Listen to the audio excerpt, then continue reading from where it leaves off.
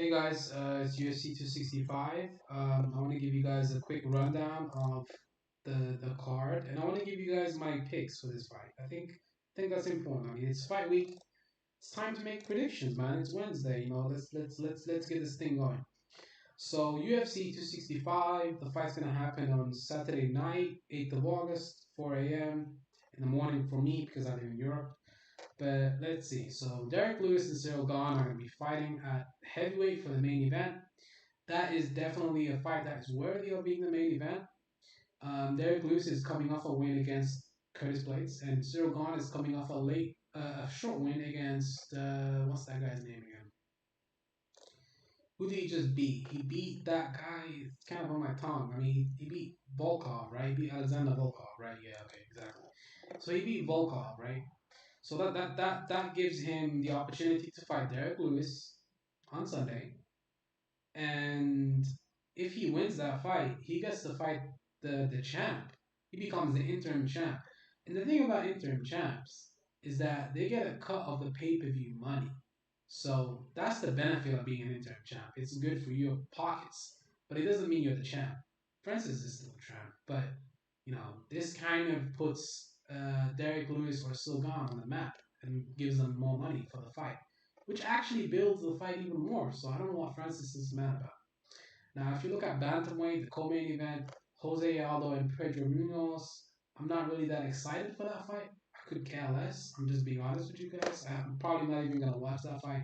I think Jose Aldo was a great fighter in his past. He was a good fighter, but he's gonna get knocked out by Pedro Munoz in this fight. Most likely gonna lose. So I don't really care to watch it. Chiesa and Luque, that fight is gonna be pretty interesting. I think that this fight should be a contender fight for the title. I think the winner of Usman and Covington, which is the title fight, that winner should fight the winner of Chiesa and Vicente Luque because this is a real contender fight. Chiesa's riding a 4-fight win streak. Luque, he lost to Wonder Boy, but he's still a very tough opponent. Who did he beat last? I don't know. Let's see. He beat Woodley in his last fight, but he lost to Wonder Boy, which Wonder Boy is a tough opponent, so whatever.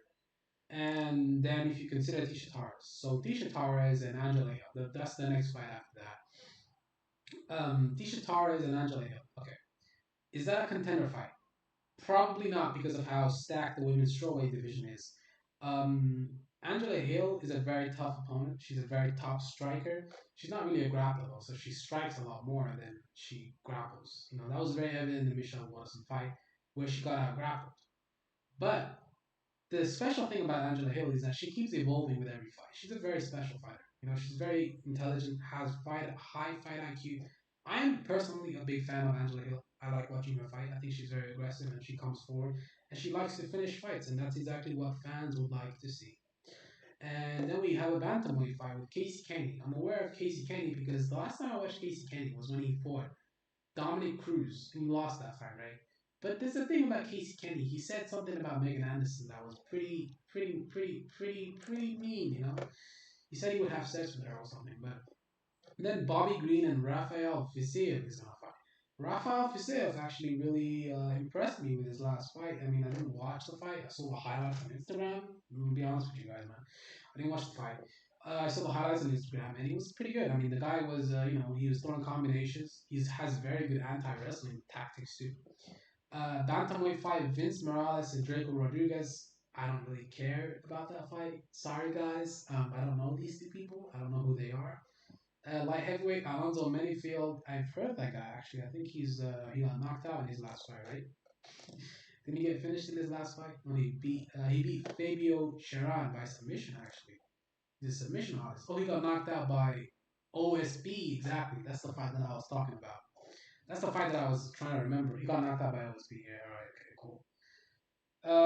And which fight is after that? Well, after that, well, I mean, yeah, the fights are pretty good. I mean, would you say that this is a solid card? Would I say that it's the best card of the year? No. Is it a solid card? For sure it is, man. Like, it's not bad. It's not a bad card. It's a decent card. And then Carolina Kowalkiewicz is by Jessica Penn. I mean, Carolina's been out for such a long time. And when's the last time she fought? Like ages ago? Like 2 years ago? What? Like She didn't fight. She fought in 2020, but she lost the decision. Then she fought in 2019 and she lost again. No, she lost to Alexa Grasso. Then she lost to Michelle Waterson too. Now Carolina's been losing every fight since for how long? Like 4 fight losing streak. I mean, I think it's time to like I don't know. I can't say that it's time to release her, but a 4 fight losing streak. I mean, that's gotta be pretty bad. How much money is she making for each fight? Like 12 and 12, or 20 and 20? Probably not even 20 and 20. Probably 12 and 12. Probably less than that. And then the early prelims, we have a couple guys that nobody knows. It might be entertaining. I mean, I'm not shitting on these fighters. It's just that I don't know who they are. I'm not shitting on them.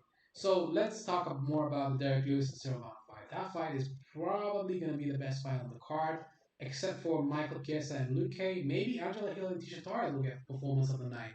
If Angela Hill finishes Tisha Torres, I'll be jumping up and down on my sofa and making celebrations. Because I'm a big fan of Angela Hill, man. I really like her. I really like her as a fighter. And yeah, I mean, this fight is pretty good, man. Like this card is pretty good. It's not the best card. It's not even like halfway the best card. There's no title fights. The title fight that was supposed to happen was a Nunes versus Pena. I was really looking forward to that fight, but it didn't happen because Nunes tested positive for what, and she couldn't make the fight. So unfortunately, well, why don't they give Pena a late replacement then? Like, give her a late replacement point. I don't understand why they don't do that. Why don't they give Pena a late replacement? So I'm so confused. Like they should give Pena a late replacement opponent. They should give her a new opponent. Seriously, because she needs to fight. She's probably paid a lot of money for her training camp, and now she needs to make money so that she can pay that back. Now you invest a lot of money into the training camp when go through these training camps, and these training camps are pretty grueling. If you know what you're doing and you're doing it the right way, these training camps are very grueling. They're not like easy willy nilly. No. These training camps are grueling for these fighters. Like they have to go through a lot just to make it on fighting. Sometimes they even have injuries going into fights and stuff like that. So it's something that you really have to consider. I hope she got paid even if she didn't make the fight because it wasn't her fault. Amanda didn't show up. Pena was ready. Amanda obviously she couldn't show up because she had the shit, but I mean, it is what it is. You gotta pay her at least because she showed up and she fucking went through all of the guidelines and everything. She didn't test positive, so you know.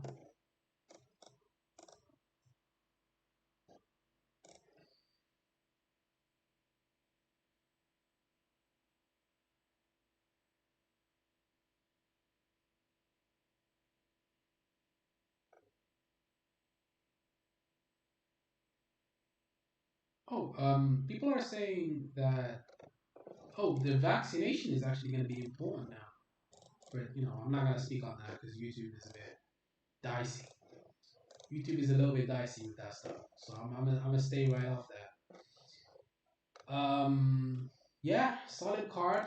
Not the best card, but it's a solid card. I probably won't watch most of the fights. Probably be half asleep, but I'm gonna be awake for the Tisha Torres and Angela Hill fight. I'm gonna be awake for the Chiesa and Luque fight. I'm gonna be awake for Derek Lewis and Cyril Gane. Maybe I'll have a nap for the co-main event during the co-main event. And I'll probably watch a couple preliminary fights. Probably none of the early prelims. I mean, let's be honest, those fights are kind of boring. Actually, some of them are pretty good, but it's like flipping a switch, or it's like flipping basically tossing a coin in the air and stuff like that. It's you don't know what you're in for. You could be wasting your time. Sometimes they'll be boring. Sometimes they'll be interesting. Sometimes they'll be a knockout or a crazy submission. But most of the time, it's finished by just a fucking slugfest or a boring point fight. It's pretty boring most of the time. Yeah, those are my thoughts on UFC 265. I am going to be looking forward to this fight, man, like for sure.